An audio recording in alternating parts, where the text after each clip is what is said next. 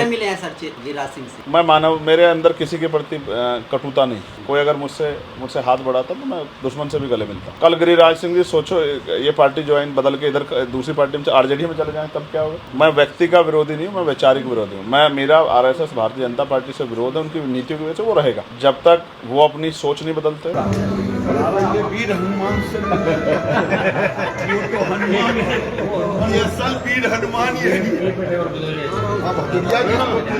आज लोग क्या गौरिया जी से ना मिलूं तो अलग बात है, इनसे ना मिलूं तो गड़बड़ है। जैसे हम कई बार लोग हमसे कहते हैं कि भाई आप ब्राह्मण और जो अपर कास्ट के लोग हैं उनके विरोध में रहते हैं। मैं उनके विरोध में नहीं, मैं चाहता हूँ वो समता के मार्ग पे आए। इस देश के हर वर्ग का व्यक्ति समता के मार्ग पर, वो इंसान को इंसान माने, वो उनके साथ जो है इंसानों जैसा बर्ताव करे, वो जन्म के आधार पर श्रेष्ठ मान के दूसरे को नीचा मान के छोटा मान के उसके साथ हिंसा या अपमानजनक रवैया ना करे। तो मैं चाहता हूँ ब्राह्मण इस देश के ब्राह्मण, इस देश के क्षत्रिय, इस देश के वैसे भी समता के मार्ग पे आ जाएं। लेकिन जो नहीं है, कुछ दिन पहले ही संसद से तस्वीरें वायरल हुई जिसमें आप चिराग पासवान के साथ देखे गए, क्या कुछ बातें हुई है चुनाव की? देखो, फिर मैं आपसे कहूँगा, चिराग जी या गिरिराज सिंह जी या आज नीतीश कुमार जी भी, आपको याद होगा मैं नीतीश जी से मिला था, तब सब लोग खुश थे कि नीतीश जी अगर इंडिया अलायंस का हिस्सा बन जाएं या इंडिया को छोड़ के भाजपा को हराने वाली टीम में शामिल हो जाएं। मैं ये प्रयास करता रहता हूं। मैं सभी से कहता हूं कि भाई वो आज के हालातों में छोड़ें। मैंने कल गिरिराज सिंह से भी कहा कि वो भी छोड़ें, इस सरकार को छोड़ के वो भी, आज ये समय है कि वो न्याय के पक्ष में खड़े।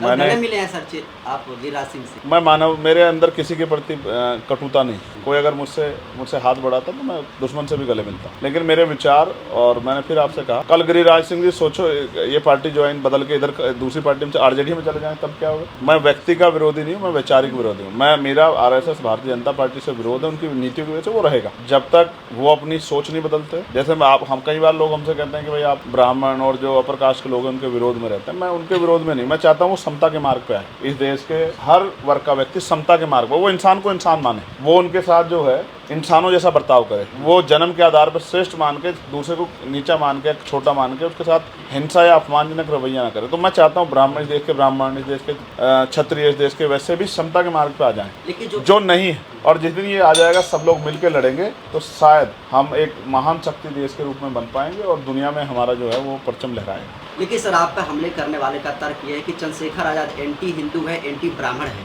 मैंने कौन से ब्राह्मण की भैंस खोली भाई, बताओ। ठीक है, वो अब मैं कह रहा हूँ, आप कोई अपराध करोगे तो आप अपने अपराध के पीछे कोई ना कोई तर्क तो दोगे भाई। अगर आप अपराध करोगे तो उसके पीछे तर्क नहीं दोगे तो फिर कैसे चलेगा। तो कुछ का तर्क ये है, कुछ को तो कहना ये है कि चंद्रशेखर को अपने लोगों की लड़ाई लड़ना बंद कर देना चाहिए। जो लोग कमजोर वर्गों पर हमला नहीं रोक पा रहे। अच्छा, इतने जो जुल्म हो रहे हैं, ये बिहार में तो मैं बहुत कम आ रहा हूँ, तो बिहार में जो रेप हो रहे हैं, हत्या हो रहे हैं, इस पर क्या तर्क है उनके पीछे? कि रेप करने वाला क्यों रेप कर रहा है, हत्या करने वाला हत्या क्यों कर रहा है? हत्या करने वाला भी तर्क दे रहा है कि बस मुझे अच्छा नहीं लगा तो मैं तर्क इसकी हत्या कर दी। और रेप करने वाला क्या तर्क देगा कि मुझे लड़की सुंदर लगी इसलिए मैंने रेप कर लिया। क्या इन तर्कों के आधार पर आप किसी के अपराध को अपराध नहीं मानोगे?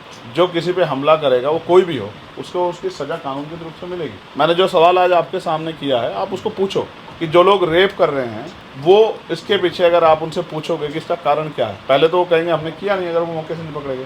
लेकिन अंत क्या कहेंगे? ये लड़की एरोगेंट थी, ये लड़की घमंड में थी, ये लड़की जो है इसने मेरी बात नहीं मानी। तो इस आधार पे आप रेप कर लोगे? मेरा मानना है अपराध के पीछे कोई तर्क नहीं हो सकता है।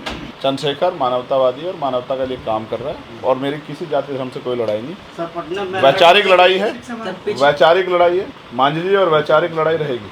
आप अभी मैं उनसे भी मिला, जितने नाम मांझी से आपको पता नहीं पता है, मैं उनसे मिला और मैं आपको बता रहा हूँ, मैं उनके पास गया मिलने के लिए, बड़े हैं हमारे, और मैंने उनसे जानने का प्रयास किया क्योंकि उनके पास बड़ा अनुभव है कि आपने आंदोलन कैसे चलाया, क्या मैं आपसे कुछ सीख सकता हूँ? 1 घंटा में उनके पास बैठा। बिहार में दलितों को भगाया जा रहा है, भूमिहीनों को। अब वो यहाँ पावर में होकर नहीं रोक पा रहे हैं तो मैं क्या कर सकता हूँ? यहाँ चिराग जी पावर में है, यहाँ मांझी जी पावर में है, और वो फिर भी नहीं रोक पा रहे तो मैं क्या करूँ?